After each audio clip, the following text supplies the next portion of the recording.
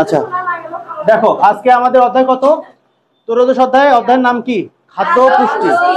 Normally খাদ্য বলতে আমরা কি বুঝি বলেন তো, বলতে পারবেন? খাদ্য বলতে আমরা কি বুঝি? হ্যাঁ, আমাদের ক্ষুধা নিবারণ করার জন্য আমরা যেগুলো মানে খাবার কি করি, গ্রহণ করি, সেগুলোই কি খাদ্য, সেগুলোই কি খাদ্য। তাহলে আমাদের আজকে আলোচনার বিষয় খাদ্য ও পুষ্টি। খাদ্য ও পুষ্টি। তাহলে এই খাবারটা আমরা যখন আমাদের মুখ গহ্বর দিয়ে আমাদের পাকস্থলিতে গেল, সেখানে যাওয়ার পর খাবারটা কি হয়, নির্দিষ্ট প্রক্রিয়া ডাইজেস্ট হয় বা পরিপাক হয়। হওয়ার পরে এই খাবারের যে পুষ্টিগুলো, এগুলো আমাদের শরীর কি করে, গ্রহণ করে। শরীর কি করে বলেন তো? গ্রহণ করে। গ্রহণ করার পর আমাদের যে অতিরিক্ত খাবারটা থাকলো, যেটা আমাদের শরীরের জন্য প্রয়োজন নাই, সেটা আমাদের পায়ুপথ দিয়ে মল আকারে বের হয়ে যায়। এই পুরো প্রক্রিয়াটা হলো ডাইজেস্ট। কি প্রক্রিয়া? ডাইজেস্ট। তাহলে আজকে আমাদের আলোচনা হচ্ছে খাদ্য এবং পুষ্টি সম্পর্কে। কি সম্পর্কে? খাদ্য এবং পুষ্টি সম্পর্কে। দেখেন সবাই একটু বইটা দেখেন, যে বর্তমানে পৃথিবীতে বাস করছে লাখ লাখ বিভিন্ন জগতের কি বিভিন্ন জাতের প্রাণী। আজকাল বাস করছে কি আজকাল। তাহলে এই খাদ্য পুষ্টিতে তোমার কি আছে আজকে দেখেন, যে প্রতিটি প্রাণীর জন্য অপরিহার্য যে জিনিসগুলো আছে, অথবা আমাদের মানব দেহ সুস্থ সবল রাখার জন্য খাদ্য অপরিহার্য। খাদ্য কি? আমাদের এই মানব দেহটা, আমাদের শরীরটাকে কি দেহ বলা হয়? মানব দেহ। এই মানব দেহকে সুস্থ সবল রাখার জন্য খাদ্য কি? অপরিহার্য। আমরা যদি 2 বেলা বা 3 বেলা খাবার না খাই, আমাদের শরীরটা কি স্বাভাবিক থাকবে? স্বাভাবিক থাকবে না, দুর্বল দুর্বল মনে হবে। এখন দেখেন যে খাদ্য ও পুষ্টি সম্পর্কে যথেষ্ট ধারণা অর্জন করে দেহকে সুস্থ রাখার পূর্বশর্ত আমিষ, শর্করা, তেল ও চর্বি ইত্যাদি জৈব যৌগ আমাদের কি করি, খাদ্য হিসেবে গ্রহণ করি। যেমন আমিষকে আমরা খাদ্য হিসেবে গ্রহণ করি। আমিষের ভিতরে কি আছে বলেন তো? মাছ, মাংস, দুধ, ডিম, এগুলো আমিষ জাতীয় খাবার। আবার শর্করা জাতীয় খাবারের মধ্যে আছে রুটি, তারপর কি আছে বলেন? ভাত। হ্যাঁ, রুটি ভাত মানে চাল যেটাকে বলা হয় ভাত, এটা হচ্ছে শর্করা জাতীয় খাবার। কিন্তু শর্করা জাতীয় খাবারটা বেশি খেলে কি হয়? মেদ বাড়ে। শর্করা জাতীয় খাবার খেলে কি হয়? মেদ বাড়ে। এখন খাদ্য বলতে সেই সকল জৈব উপাদানকে বোঝায় যেগুলো জীবের দেহ গঠন, ক্ষয়পূরণ ও শক্তি উৎপাদনে ব্যবহৃত হয়। আর এই খাদ্য থেকে যে সব পুষ্টি লাভ করে, এর মধ্যে আছে, পরের পৃষ্ঠা দেখেন, পাঠ 1 এ দেওয়া আছে আমাদের পুষ্টি ও পুষ্টিমান। কি বলা আছে বলেন? পুষ্টি ও পুষ্টিমান খাদ্য উপাদান। ইঞ্জিন চালানোর জন্য কয়লা, তার ইঞ্জিন মানে কি বলেন তো? যে ইঞ্জিনের কাজটা হচ্ছে ওই গাড়িটাকে এবং ওই গাড়ির উপরে যারা আহরণ করে বা যারা বসে, সবাইকে কি করা? এক জায়গা থেকে অন্য জায়গায় নিয়ে যাওয়া। এক জায়গা থেকে অন্য জায়গায় কি করা? নিয়ে যাওয়া। আবার ইঞ্জিনের খোরাকটা বা খাবারটা হচ্ছে তেল। সেটা হলো কয়লা হতে পারে, আবার কি হতে পারে? পেট্রোল হতে পারে, ডিজেল হতে পারে। এগুলো কি করে? এগুলো সে গ্রহণ করে তার চালিকা শক্তি সরবরাহ করে কি করে? মানুষকে এক জায়গা থেকে অন্য জায়গায় নিয়ে যায়। এখন এখানে যেটা বলছে যে ইঞ্জিন চালানোর জন্য যেমন কয়লা, ডিজেল, পেট্রোল ইত্যাদি গ্যাস ইত্যাদি উপাদান ব্যবহার করা হয়। বলতে পারো এই জ্বালানিগুলোর কাজ কি? এই জ্বালানিগুলো পুড়ে শক্তি উৎপন্ন হয়। কি উৎপন্ন হয়? তাহলে আমরা যে মোটরসাইকেলে আমাদের পেট্রোল বা অকটেন যে আমরা ভরি, তাহলে এই পেট্রোল অকটেন যায় কোথায়? এই পেট্রোল এবং অকটেনটা কিন্তু পুড়ে যায়। কি হয়? পুড়ে যায়। পুড়ে কি উৎপন্ন হয়? শক্তি উৎপন্ন হয়। কি উৎপন্ন হয়? পুড়ে উৎপন্ন হয় শক্তি। আর এই শক্তিটা কি হয়? এই শক্তি উৎপন্ন হওয়ার ফলেই গাড়িটা কি করে? এক জায়গা থেকে অন্য জায়গায় মুভ করতে সাহায্য করে। বুঝতে পারছেন? এবার দেখেন যে এই শক্তিগুলো যানবাহনকে গতি দান করে। কি দান করে? গতি দান করে। যানবাহনগুলো চলতে থাকে, মানব দেহকে একটি ইঞ্জিনের সাথে তুলনা করা হয়। অন্য অন্য ইঞ্জিনের মতো আমাদের দেহ নামক ইঞ্জিনটি চালানোর জন্য কিছু কি প্রয়োজন? শক্তি প্রয়োজন। কি প্রয়োজন? আমার যদি শক্তি না থাকে, তাহলে শক্তিটা আসে কোথা থেকে? খাবার থেকে বা খাদ্য থেকে। এই খাদ্য যদি আমি গ্রহণ না করি, আমি শক্তি পাবো না। আর শক্তি না পেলে কি হবে না? আমি এক জায়গা থেকে অন্য জায়গায় যেতে পারবো না। হ্যাঁ, এখন দেখো যে মানব দেহের শক্তি কোথা থেকে পায়? যৌগ সমন্বয়ে গঠিত। আমরা উদ্ভিদ প্রাণী থেকে মূলত খাদ্য পাই। খাদ্য বলতে সেই সব জৈব উপাদানকে বোঝায় যা জীবের দেহ গঠন ও শক্তি উৎপাদনে কি হয়? ব্যবহৃত হয়। খাদ্যের মধ্যে সে সকল উপাদান বা পুষ্টি দ্রব্য থাকে, তা আমাদের দেহে প্রধানত 3টি কাজ করে। কয়টি কাজ করে? প্রধানত কয়টি কাজ করে খাদ্য আমাদের দেহে? 3টি কাজ করে। 1 নম্বর বলছে জীবের বৃদ্ধি সাধন। কি সাধন? বৃদ্ধি সাধন, ক্ষয়পূরণ ও রক্ষণাবেক্ষণ, তাপ শক্তি ও কর্মশক্তি প্রদান, রোগ প্রতিরোধ, সুস্থতা বিধান ও শারীরিক কাজ যেমন পরিপাক, শ্বসন, রেচন ইত্যাদি। এখানে প্রথমে বলা আছে জীবের বৃদ্ধি। জীবের কি বলা আছে? তাহলে জীব কি ছোট থেকে বড় হয় না? তাহলে এটা হলো তার বৃদ্ধি সাধন। কি সাধন? বৃদ্ধি সাধন। আবার ক্ষয়পূরণ বলতে কি হয়? আমরা যখন বয়স হয়ে যায়, আমাদের বয়স হওয়ার পর আমাদের কিছু কিছু হাড় ক্ষয়প্রাপ্ত হয়। ঠিক আছে? এটা কিসের কারণে হয়? বয়সের কারণে হয়। তাহলে আস্তে আস্তে কি হয়? আমাদের ক্ষয়প্রাপ্ত হয় বা ক্ষয় হয়, এটাকে বলা আছে। তারপর রক্ষণাবেক্ষণ। তাহলে খাদ্যটা কি করে? আমাদের শরীরকে রক্ষণাবেক্ষণ করে, যে আমরা কতদিন সুস্থ থাকবো, কতদিন সুস্থ থাকবো না, এটা কিসের উপর নির্ভর করে? খাদ্যের উপর। তাপ শক্তি এবং কর্মশক্তি প্রদান। তাহলে খাবারটা খাওয়ার মাধ্যমে আমাদের শরীরে কি হয়? এক ধরনের তাপ শক্তি তৈরি হয় এবং কর্মশক্তি বাড়ে, আমাদের কাজ করার ক্ষমতাটা বৃদ্ধি পায়। তারপর এখানে বলা আছে রোগ প্রতিরোধ ক্ষমতা। রোগ প্রতিরোধ ক্ষমতা, যে যে শিশুটা দুর্বল সে আক্রান্ত হওয়ার সম্ভাবনা বেশি। কিসে আক্রান্ত হওয়ার সম্ভাবনা বেশি? রোগে। যে দুর্বল সে রোগে আক্রান্ত হওয়ার সম্ভাবনা বেশি, আর যে সবল সে রোগে আক্রান্ত হওয়ার ক্ষমতা সম্ভাবনা কম। কাজেই আমরা সবল থাকতে গেলে আমাদের কি করার প্রয়োজন? খাদ্য গ্রহণ করা প্রয়োজন।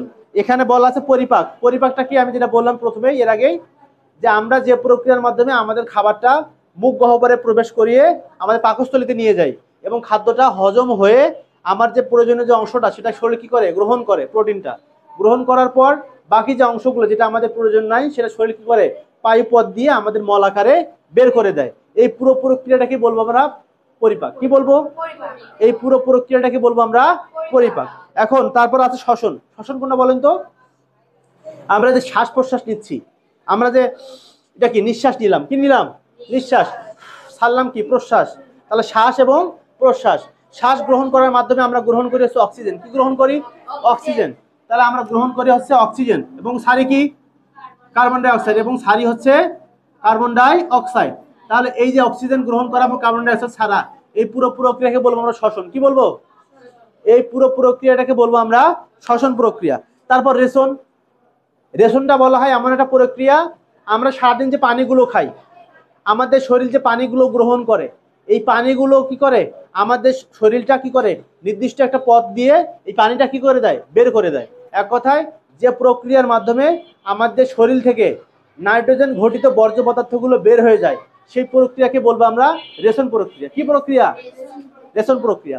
তোমরা সবাই ছাঁকনি দেখছো না? ছাঁকনি, দুধ ছাঁকনি। আমরা গাভী থেকে ধর দুধ দহন করি, করার পরে একটা ছাঁকনি দিয়ে দুধটা কি পরিষ্কার করি না?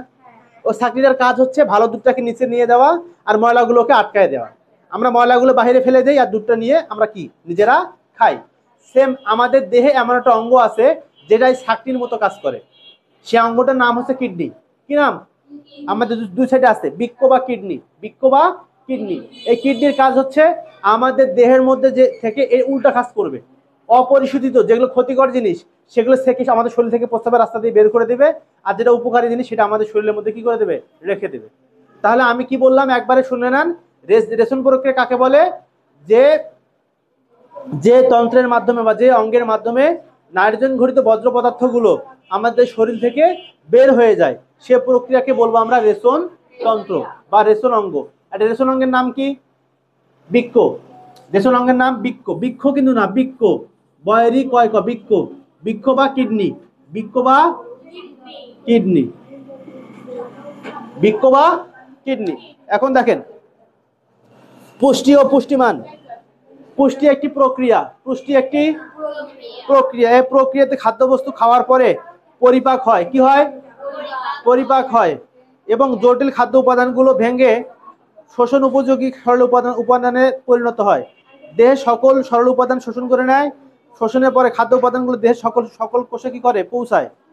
ফলে প্রতিটি অঙ্গের ক্ষয়প্রাপ্ত কোষের পুনর্গঠন ও দেহের বৃদ্ধির জন্য নতুন কোষ কি করে? গঠন করে। তাছাড়া কি উৎপাদন হয়? তাপ উৎপাদন হয়। কি উৎপাদন হয়? তাপ উৎপাদন এবং রোগ প্রতিরোধ রক্ষণাবেক্ষণের জন্য পুষ্টি যোগায়। দেহের খাদ্যের সকল কাজেই পুষ্টির প্রক্রিয়া অন্তর্গত, অর্থাৎ পুষ্টি উপাদান হচ্ছে উদ্ভিদের খাবার গুণ সম্পূর্ণ যেসব উপাদান যা দেহের শক্তি ও যথাযথ বৃদ্ধি নিশ্চিত করে, মেধা ও বুদ্ধি বাড়ায়। কি বাড়ায়? মেধা ও বুদ্ধি বাড়ায় এবং রোগ প্রতিরোধ করে, অসুখ বিসুখ থেকে তাড়াতাড়ি সেরে উঠতে সাহায্য করে এবং মানুষকে কর্মক্ষম করে। এখন মানুষের শরীরে যেটা আছে অ্যান্টিবডি, মনে রাখবেন, ANTI, অ্যান্টি, BODY, অ্যান্টিবডি।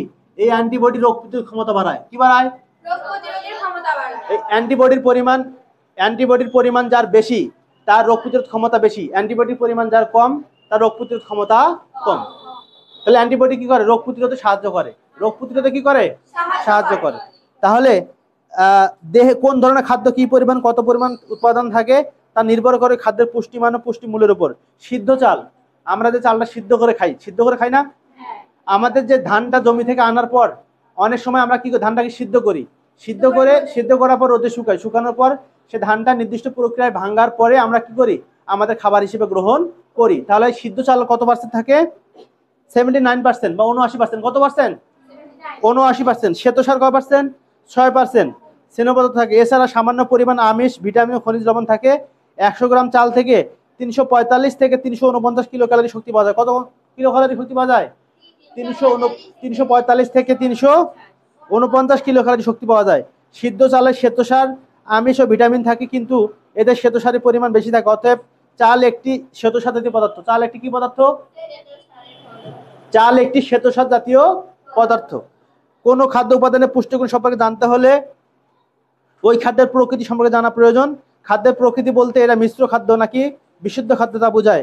মিশ্র খাদ্য একের অধিক পুষ্টি উপাদান বিদ্যমান থাকে, যেমন দুধ, কি আছে বলেন তো, যেমন দুধ, ডিম, খিচুড়ি, তারপর কি আছে, হ্যাঁ, তারপর পেয়ারা ইত্যাদি, এগুলোর মধ্যে আছে। অন্যদিকে বিশুদ্ধ খাদ্য শুধুমাত্র একটি উপাদান থাকে, যেমন চিনি এবং গ্লুকোজ। চিনি এবং গ্লুকোজ, চিনিকে সুক্রোজ বলা হয়। আর গ্লুকোজের সঙ্গে আমরা জানি, গ্লুকোজের সঙ্গে হচ্ছে C6H12O6, মনে নাই? গ্লুকোজের সংকেত লিখে নিতে পারেন। গ্লুকোজের সংকেত হচ্ছে C6H12O6, C6H12O6, এটা হচ্ছে গ্লুকোজের সংকেত। তাহলে কি তৈরি করবে? যে বিভিন্ন উপাদান বিশুদ্ধ উপাদানের মধ্যে আছে চিনি এবং গ্লুকোজ, এতে শর্করা ছাড়া আর কোনো উপাদান থাকে না। শর্করা ছাড়া কি থাকে না? আর কোনো উপাদান থাকে না। এবার খাদ্যের উপাদানগুলো দেখেন। খাদ্যের উপাদানগুলোর মধ্যে আছে, 1 নম্বর আছে আমিষ বা প্রোটিন, শর্করা বা শ্বেতসার বা কার্বোহাইড্রেট। 3 নম্বর আছে স্নেহ বা চর্বি। তারপর আছে খাদ্য প্রাণ বা ভিটামিন। পরে আছে খনিজ লবণ এবং পরে আছে কি? পানি। তাহলে আপনাদের কাজ থাকবে এই খাদ্য এবং পুষ্টির মধ্যে পার্ট 1 দেওয়া আছে পুষ্টি ও পুষ্টিমান ও তাদের খাদ্য উপাদান। পুষ্টি ও পুষ্টিমান, তারপর আছে খাদ্যের উপাদান। এগুলো তোমরা ভালো করে সবাই সুন্দর করে পড়ে আসবা, ঠিক আছে? এটাই পড়া থাকলো। ভালো থাকবেন।